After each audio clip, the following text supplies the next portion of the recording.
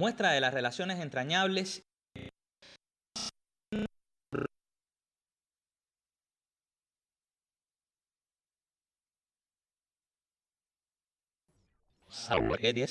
Más de 6 décadas. El papel histórico de la organización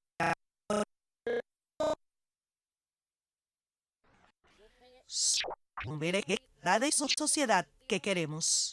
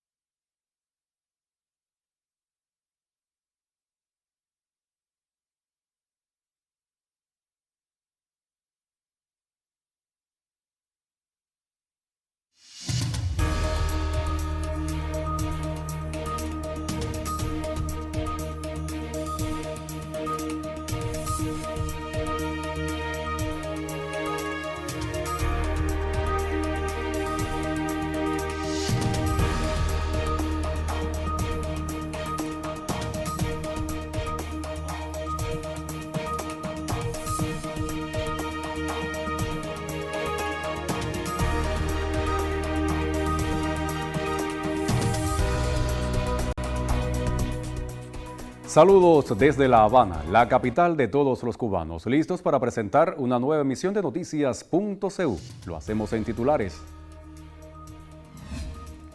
Cuba y Rusia fortalecen nexos en el contexto de la quinta Conferencia Mundial de Presidentes de Parlamentos. Anuncia Federación de Mujeres Cubanas programa de actividades por el aniversario 65 de esta organización. Realiza el ICAI premier del largometraje Ruta ADN Cuba y estudios de animación. Estos temas y muchos más en los próximos minutos. Soy Yaulén Arévalo. Ya comenzamos.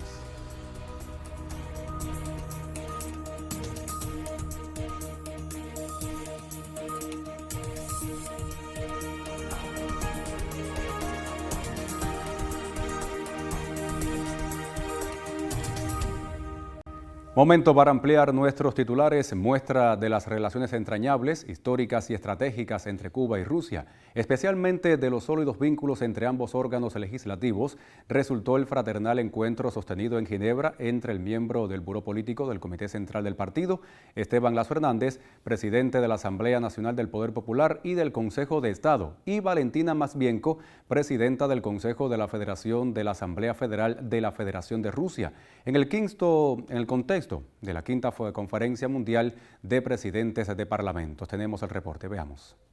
Muestra de las relaciones entrañables, históricas y estratégicas entre Cuba y Rusia, especialmente de los sólidos vínculos entre ambos órganos legislativos, resultó este martes el fraternal encuentro sostenido en Ginebra entre el miembro del Buró Político del Comité Central del Partido, Esteban Lazo Hernández, presidente de la Asamblea Nacional del Poder Popular y del Consejo de Estado, y Valentina Matvienko, presidenta del Consejo de la Federación de la Asamblea Federal de la Federación de Rusia, en el contexto de la sexta Conferencia Mundial de Presidentes de Parlamentos. Al inicio del provechoso diálogo, Esteban Lazo trasladó saludos del general de ejército Raúl Castro Ruz, líder de la Revolución Cubana, y de Miguel Díaz-Canel Bermúdez, primer secretario del Comité Central del Partido y presidente de la República, así como resaltó las amplias potencialidades para continuar estrechando la colaboración bilateral y la relevancia estratégica de haber desarrollado la segunda sesión de la Comisión para la Colaboración entre la Duma Estatal de la Asamblea Federal de la Federación de Rusia y la Asamblea Nacional del Poder Popular en el mes de marzo de este año, a pocos días de realizarse en nuestro país la 22ª sesión de la Comisión Intergubernamental Cubano-Rusa para la Colaboración Económico-Comercial y Científico-Técnica, como un importante espacio para dar seguimiento a los acuerdos suscritos entre ambos gobiernos desde el ámbito interparlamentario. Valentina Matvienko destacó los estrechos nexos entre ambos órganos legislativos, así como la trascendencia de la incorporación de Cuba a los BRICS como país socio y a la Unión Económica Euroasiática como Estado observador, que contribuirán al fortalecimiento de la cooperación bilateral y también con los demás países miembros de estas agrupaciones. La intensa agenda desarrollada por el titular del Legislativo cubano incluyó fructíferos encuentros con la presidenta de la Asamblea Nacional de Camboya, Kuon Sudari, con el presidente de la Cámara de los Diputados de Guinea Ecuatorial, Solomon Nguema Owono, con la presidenta y el secretario general de la Unión Interparlamentaria, Tulia Ackson y Martín Chungón, respectivamente, donde subrayó la voluntad de continuar ampliando y fortaleciendo las históricas relaciones y agradeció por la firme postura de rechazo al bloqueo económico, comercial y financiero impuesto por el gobierno de Estados Unidos contra nuestro país desde hace más de 6 décadas. Avanzamos con otros temas. La Federación de Mujeres Cubanas próximamente cumplirá 65 años de constituida, con el propósito de promover la igualdad de género en todos los ámbitos de nuestra sociedad. En conferencia de prensa, Teresa Marelle Bogué, miembro del Buró Político y secretaria general de esta organización, ofreció detalles del programa de la FMC para rendirles homenaje a Vilma Espín y a Fidel Castro Ruz en el centenario del natalicio del líder histórico de la Revolución. El papel histórico de la organización femenina y su vigencia en los tiempos actuales serán motivaciones centrales para la celebración del aniversario 65 de la FMC. A sus mujeres, seguidoras del ejemplo de la eterna presidenta Vilma Espín, se convocan desde ahora para participar de las diferentes actividades que tendrán lugar en todo el país. El programa conmemorativo contempla homenajes al líder histórico de la Revolución Cubana, Fidel Castro Ruz, en el centenario de su natalicio. Será recordado en la fundación de esta organización junto a Vilma el 23 de agosto de 1960, donde reafirmó su creencia en el rol de la mujer. Siempre confió en esa capacidad transformadora de las mujeres y se dice por las expertas en género de los muchísimos aportes que le hizo Fidel a la teoría de género, al considerar que las mujeres debíamos de luchar, al igual que Vilma, en la sociedad, no solo por sus intereses, sino también que la lucha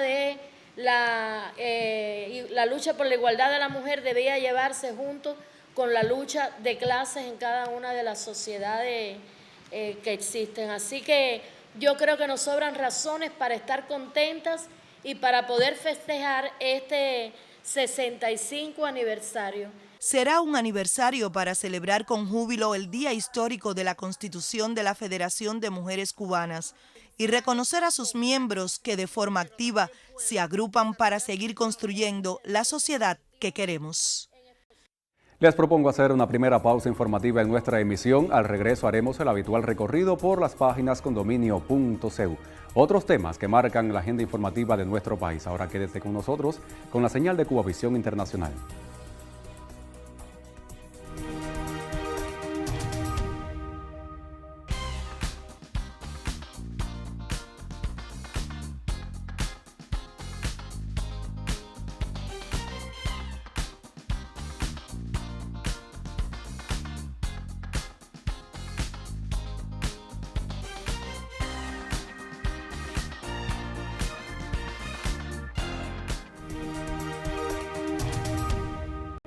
Momento de abrir en pantalla sitios digitales condominio.cu. Iniciamos nuestro recorrido y lo hacemos por Prensa Latina. Conocemos en titular el siguiente: destacan continuo desarrollo de relaciones entre Camboya y Cuba.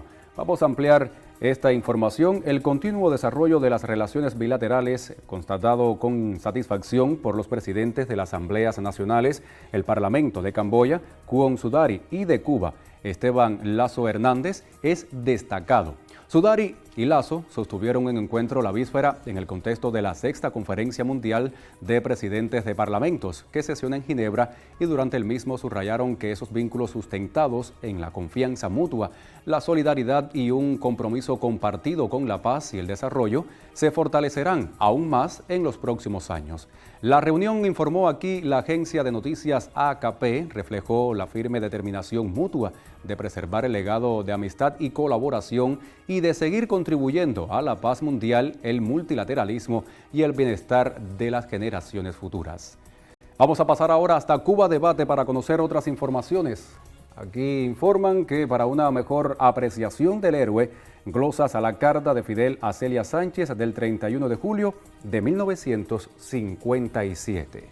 Para conocer mejor los sentimientos y opinión de Fidel y sus compañeros de lucha en las montañas sobre la trascendencia histórica del asesinato de Frank País para la insurrección todavía en curso, debe analizarse la carta de Fidel a Celia Sánchez Ali, el 31 de julio de 1957, escrita al conocer la noticia de su muerte. Sin duda, esta constituye una fuente de imprescindible consulta para conocer los rasgos fundamentales de la personalidad de Frank y su relevante desempeño en la fase insurreccional de la Revolución cubana. La carta de Fidel comienza refiriéndose a la imposibilidad de expresar con palabras el sentimiento, la amargura, la indignación, el dolor infinito, así como la rabia e impotencia por no haber podido evitar su muerte, de no haber podido estar al lado de Frank cuando esos cobardes lo asesinaron en pandilla. Fidel califica de bárbaros, de monstruos a sus captores y asesinos y añade que lo cazaron en plena calle, cobardemente, valiéndose de todas las ventajas de superioridad numérica, logística y militar que disfrutaban para perseguir a un luchador clandestino, entre las que no desempeñaron un papel menor la funesta acción de las fuerzas paramilitares y de los llamados chivatos. Vamos a pasar a otras informaciones desde Cuba. Sí, ahora conocemos el siguiente titular. Aboris impulsa el turismo en Cuba con agencias clave.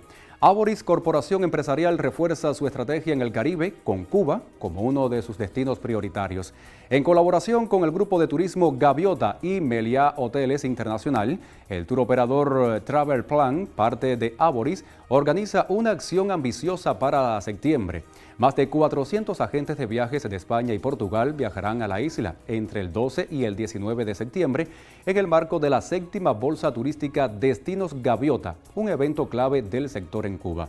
El destino, que enfrentó una caída de llegadas en 2024, busca revitalizar su industria turística con nuevas normativas que facilitan las operaciones y el uso de divisas extranjeras. Los agentes volarán en vuelos directos de Iberojet, la aerolínea de Aboris, desde Madrid y Lisboa hasta Santa Clara. El itinerario incluye estancias en los resorts Paradisus, Los Cayos y Meliá Trinidad Península, combinando formación y profesional con experiencias turísticas. Con esta información, despedimos nuestro recorrido por las páginas condominio.cu. Hacemos una segunda pausa informativa. Ya regresamos.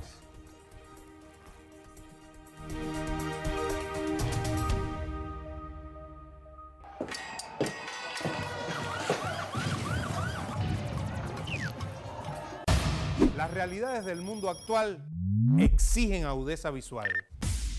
Por eso aquí miramos y analizamos con Visión 2020.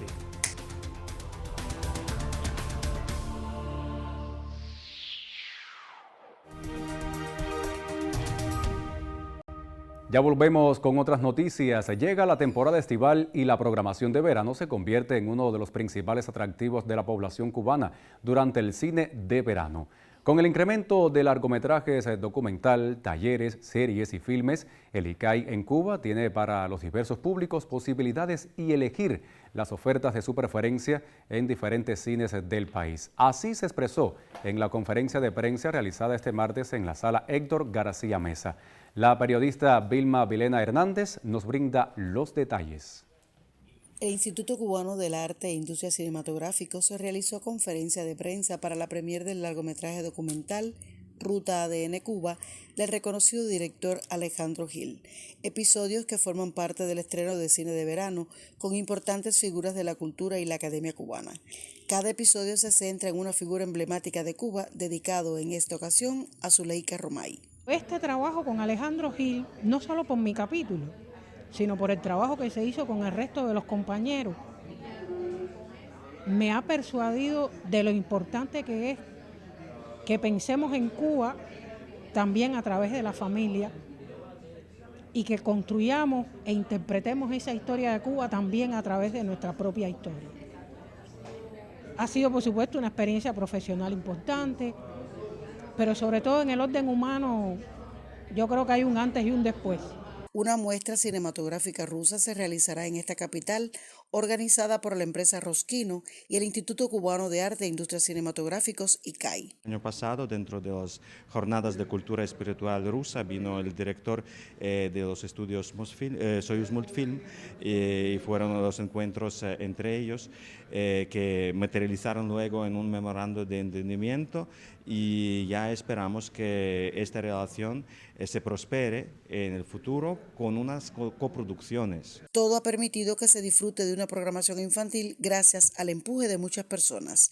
Y para la tematización del cine La Rampa, decorado y elaboración del árbol mágico, se contó con el apoyo inestimable de la productora independiente Corojo Cinema. Es una fiesta desde que la familia entra al cine y llega finalmente en la sala a disfrutar de todos estos estrenos de nuestros animados cubanos. Por supuesto, está la muestra de animados rusos, tan esperado, fruto de un convenio de colaboración entre nuestra productora y la productora mayor de Rusia de dibujos animados. Ha habido programas que han sido disfrutados extraordinariamente por el público cubano, que tanto ha amado y ama aún a los muñequitos rusos. 6 largometrajes documentales que se han ido construyendo en el país, cada uno con una acogida tanto por sus protagonistas como por los públicos. Vilma Vilena Hernández, Cubavisión Internacional. Y así llegamos al final de Noticias.co. Si usted también quiere informarse en cuanto al acontecer deportivo, quédese en sintonía con Cubavisión Internacional, porque ya está todo listo para ofrecerles Zona Deportiva.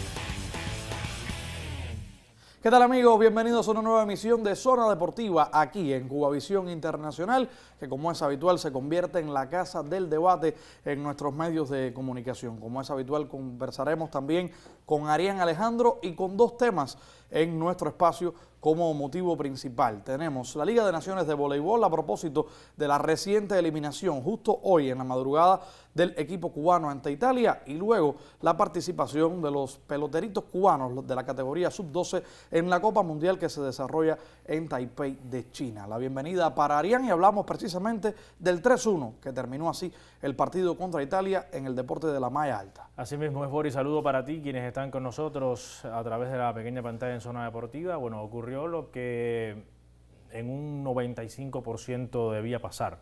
Italia es un equipo que está por encima del elenco cubano, más allá de que Cuba haya ganado en esta Liga de Naciones una vez más a Brasil, que le ha ganado los 3 partidos en las 3 ediciones de la BNL, que logró ganarle a Polonia, que logró llevar a un quinto set a Francia, el actual campeón olímpico.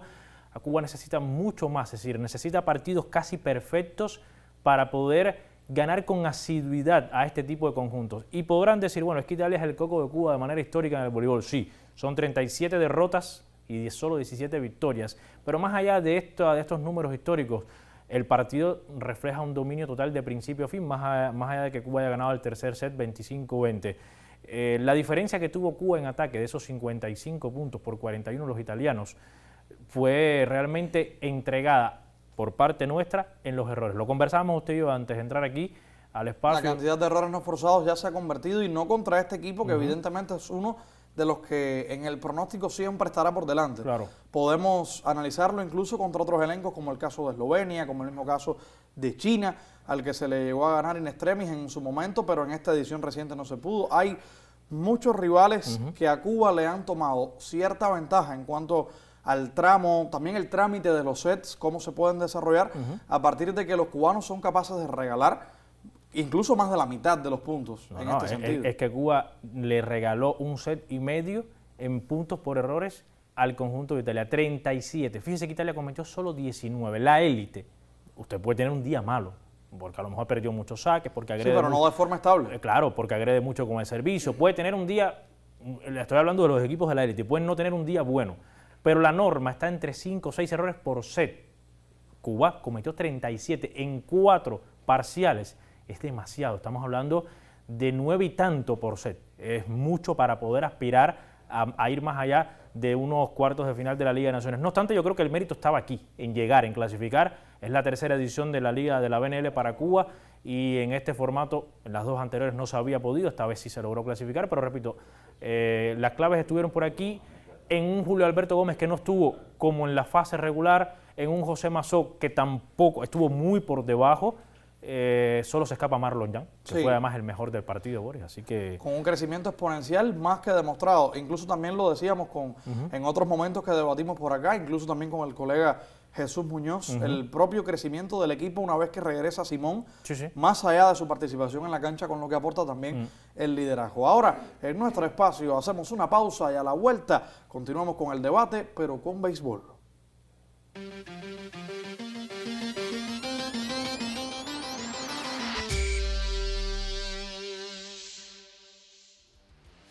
Hola, ¿qué tal? Bienvenido a Cubavisión Deportes en nuestra revista resumen de fin de semana. Gracias por su fiel sintonía.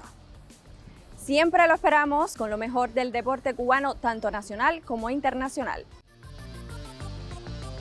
Cubanos por el mundo. Siempre le deseamos éxito y salud y recuerde que lo esperamos en la sintonía o en las redes sociales, ya sea por aquí o por allá.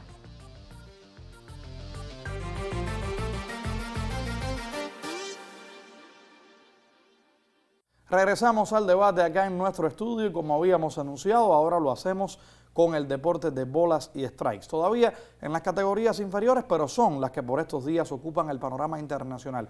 Recuerden, la Copa Mundial Sub-12 totalmente organizada por la Confederación Mundial de Béisbol y Softball, apostando por los talentos del futuro, una categoría donde ha reinado Estados Unidos y sobre todo también, además de Japón, el propio elenco local Taipei de China y los nuestros, por sus propios resultados en la llamada fase de grupos, ya no pueden optar por la super ronda, que es la que conduce a los equipos que vayan ganando hacia la lucha por las medallas. En este caso nos referimos a los puestos de 7 al 12, que es la oportunidad más reciente que tendrán una vez que también ganaron hoy con un marcador muy descolgado. 19-2 Australia en el partido reprogramado que debió efectuarse el pasado lunes después de vencer a Alemania este martes 7-1. Fueron los dos éxitos de Cuba que lo arrastra a esta ronda del 7 al 12. De hecho, este jueves con Panamá probablemente el que gane ese partido ocupará el puesto número 7, porque Panamá también avanza con 2 victorias a esta ronda de consuelo, podríamos decir, porque avanza con Sudáfrica y República Checa, que eran junto a Australia y Alemania quizás los equipos menos fuertes, y bueno, a la superronda República Dominicana, Estados Unidos, Corea del Sur, Japón, Taipei y México. Los equipos que son realmente favoritos, los que, como bien decías, Boris, han reinado, sobre todo Taipei, que siempre se ha subido al podio, Estados Unidos con 5 títulos en 6 presentaciones. De hecho, Taipei y Estados Unidos son los únicos equipos que han ganado los mundiales sub-12. Le voy a decir algo, más allá de analizar esta categoría de cuestiones que ya hemos hablado una y otra vez del béisbol cubano, que anda en un estado muy deprimido hace más de 15 años, esta categoría comenzó en 2011, justo en el momento en el que el declive del béisbol cubano también comenzaba de forma global. Fíjese que en ese año 2011 se completaron 3 mundiales en la categoría absoluta que Cuba no terminó ganando. Ni 2007, ni 2009, ni 2011. Fue el último mundial. Cuando era costumbre que por lo menos fuéramos podio. Correcto, mínimo podio. A eso le sumas que, bueno, obviamente todas las generaciones sub-12 no son iguales, que el tema migratorio afecta porque muchos jóvenes o menores de 15, menores de 12, parten con sus padres a otras tierras, se siguen desarrollando en béisbol, pero fuera de Cuba. Bueno, mire el Mundial Sub-15 de 2022. No queda ningún pelotero que fue subcampeón del mundo en 2022, solo hace 3 años. Entonces, bajo ese proceso, es muy difícil que el béisbol cubano pueda tener resultados en la arena internacional. Yo creo que al final estamos muy por detrás en disímiles cosas, pero... Y con deficiencias muy marcadas en cualquier categoría. En cualquier categoría. Fíjense que cuando vamos a la serie latinoamericana de las pequeñas ligas y analizamos el resultado, estrictamente el resultado, se puede considerar mejor. Claro, pero los rivales que estaban en este torneo tienen también menor entidad que en esta categoría sub-12 donde se concentra la élite mundial. Cuando le subes la parada a los peloteros cubanos de cualquier categoría, ya se les nota, como usted bien decía, Boris, las deficiencias, sobre todo en el aspecto defensivo, y no solo el defensivo, lo que va a la anotación. Estoy hablando de ese ABC que Sí, y hasta la actitud, incluso a nivel colectivo, cuán armónico puede ser, es negativo aquí. Entonces, cuando sumas todos esos factores, es la realidad del béisbol cubano en cualquier categoría. Esto que ocurrió con el sub-12 no está ajeno. Bueno, ¿qué ocurrió en el Premier 12 el año pasado en la categoría absoluta? Fuimos el 11 del 12. Entonces, la serie latinoamericana fue la que por lo menos empañó un poco y para bien este aspecto, sobre todo en el corrido de las bases y la coordinación de los peloteritos, que ojalá, aunque solo era el equipo de Santa Clara, cuando se concentren nuevamente todos a nivel nacional, también eleven la calidad y lleguen a la primera categoría en el mañana con mejores resultados que los actuales. Así, con las buenas vibras que nos pone siempre el béisbol sobre la mesa, igualmente el voleibol. Antes ponemos la pausa a Zona Deportiva durante esta jornada de miércoles. La invitación a usted para que siga con Cubavisión Internacional. Gracias por la sintonía.